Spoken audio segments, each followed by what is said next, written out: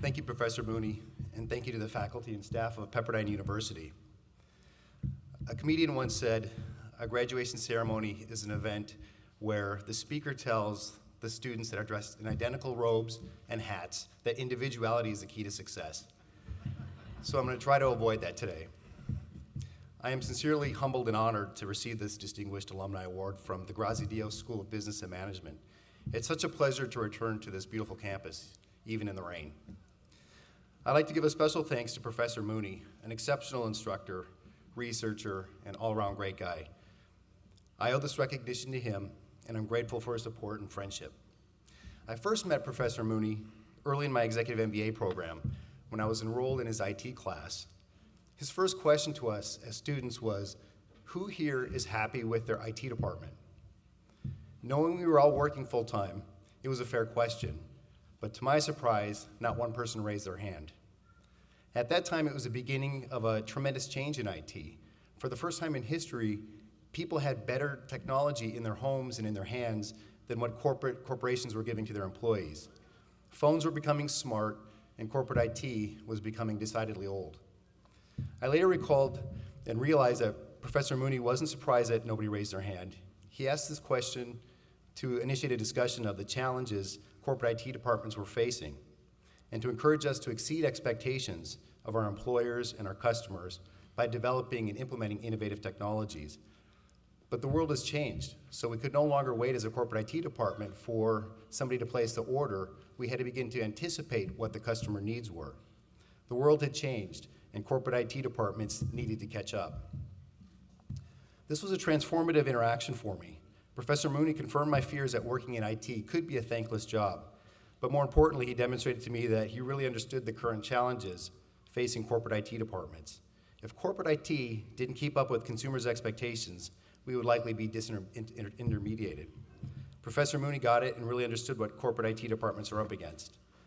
I was left thinking that this was going to be a class where I could get some real-world insight and some tools to help my career, and I did. My experience at Pepperdine was exactly the same. I was impressed that the amazing professors had more than an academic understanding of the subjects they were teaching. They had real-world knowledge. And this made a tremendous difference for me and made my education process so much richer. So thank you, Professor Mooney, and thank you to the Pepperdine's leaders and faculty and staff. It's an honor to receive this award for my achievements away from Pepperdine, but the foundation was built right here with all of you. But the most important reason why we're here today is to celebrate with all of you, our graduates. So everyone, please join me in giving them a round of applause for their achievement.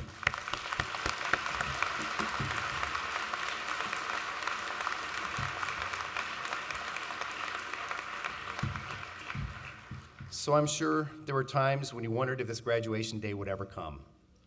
You might have even fantasized about being one of the Snapchat founders, dropping out of school, and 2 years later, turning down a $3 billion offer for their company.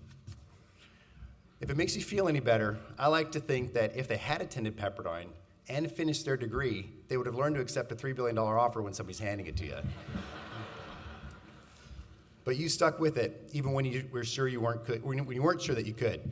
Please know that you will continue to get the return on your investment throughout your career. The Graziadio School seeks to develop value-centered leaders and advance responsible business practice through education that is entrepreneurial in spirit, ethical in focus, and global in orientation. Having worked full-time during my undergrad and graduate degrees, I understand how tremendously challenging school is and how hard you really worked. The Graziadio School's dedicated faculty and outstanding curriculum prepared me for success in business, and its foundation of ethics and strong leadership skills showed me how to exceed expectations and deepened my appreciation for community engagement. And I'm here to tell you, all your hard work and effort you put into here is a great investment. The experience and tools that you gained at Pepperdine will give you insight and a foundation to make a positive difference in your lives, your workplaces, and the world.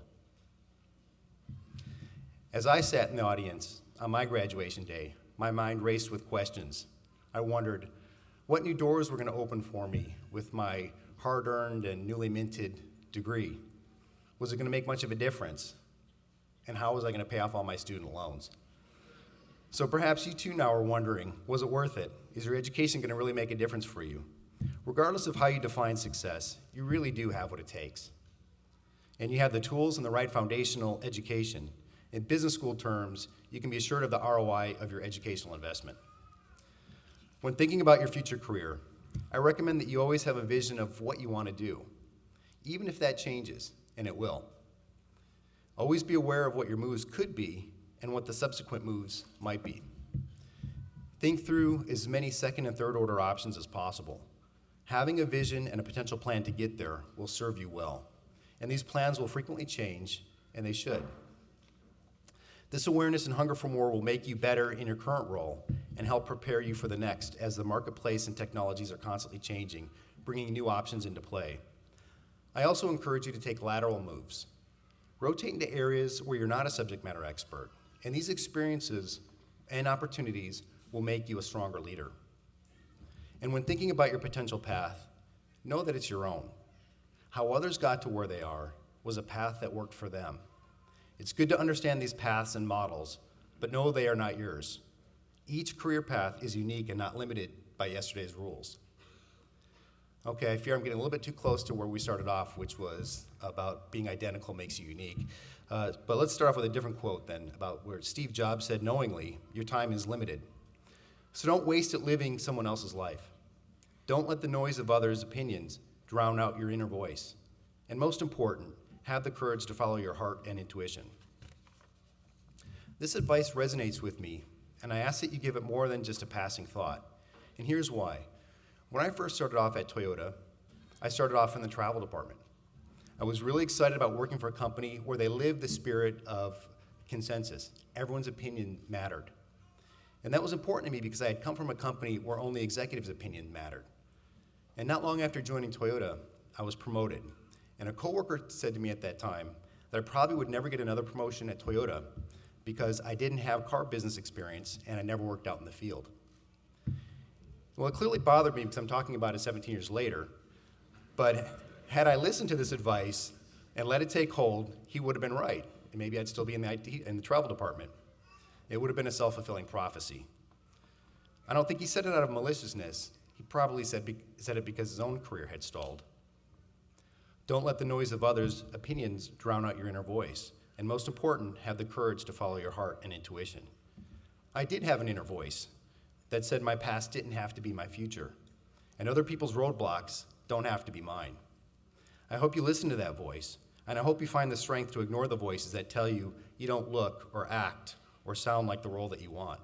Don't check in that baggage. Like most people, I've experienced tough periods as well, particularly when I strayed from my own path and tried to assume someone else's leadership style.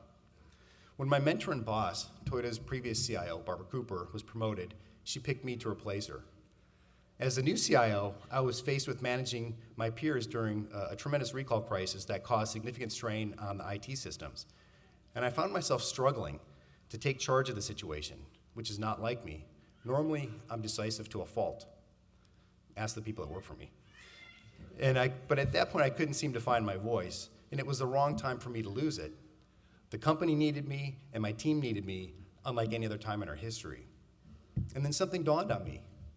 I was trying to manage in my mentor's style. The problem was I could never be her, no matter how hard I tried. And once I realized what I was doing and empowered myself to lead the way that only I could in my style, we created amazing results. I find it interesting how quickly we lose our way when we're not being who we truly are. And as Chief Information Officer for Toyota, I'm tremendously excited to speak to you today, the first graduating class since the launch of the MBA concentration in digital innovation and information systems. This concentration focuses on bridging the gaps between business and technology, giving graduates a distinct advantage in the marketplace.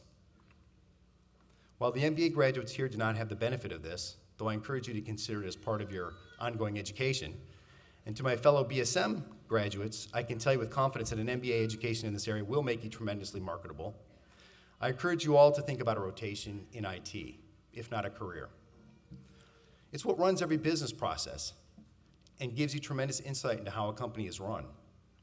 I was recently meeting with a venture capital firm up in Silicon Valley, and they were telling me how desperate they are to find this type of talent and how large the incentives are now having to offer to attract talent. Up in the valley, you know, there's about 0% unemployment right now for technical skills.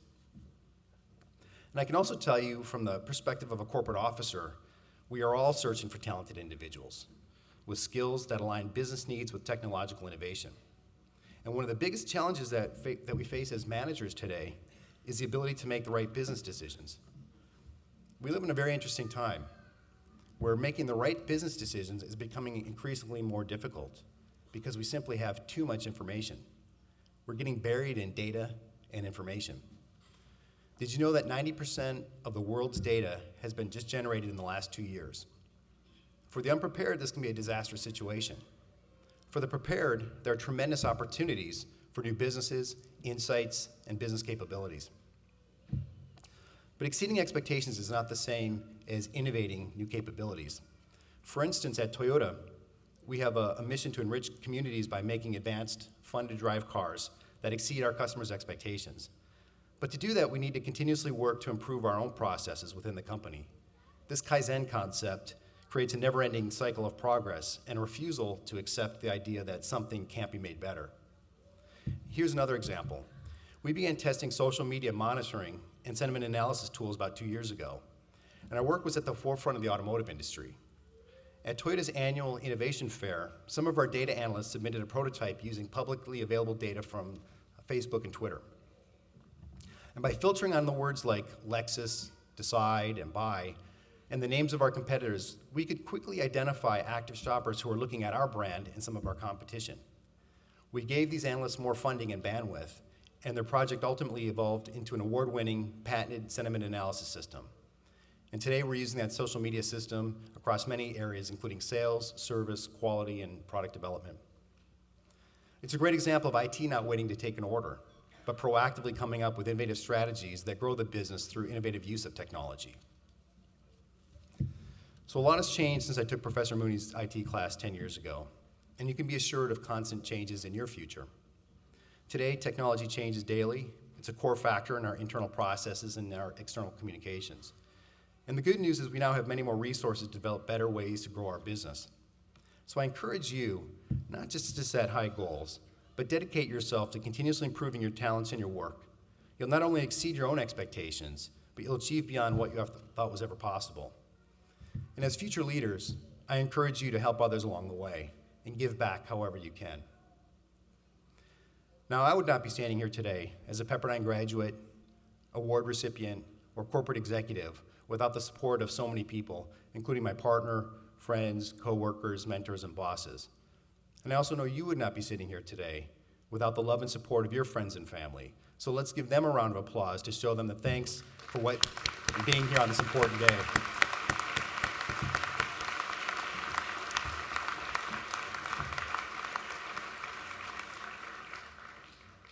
So as we part, I'll leave you with a Dr. Seuss quote from the book that I read to my son as often as he'll let me, which isn't too often. And will you succeed? Yes, indeed. Yes, indeed. 98.75% guaranteed. I wish you all the best. Thank you.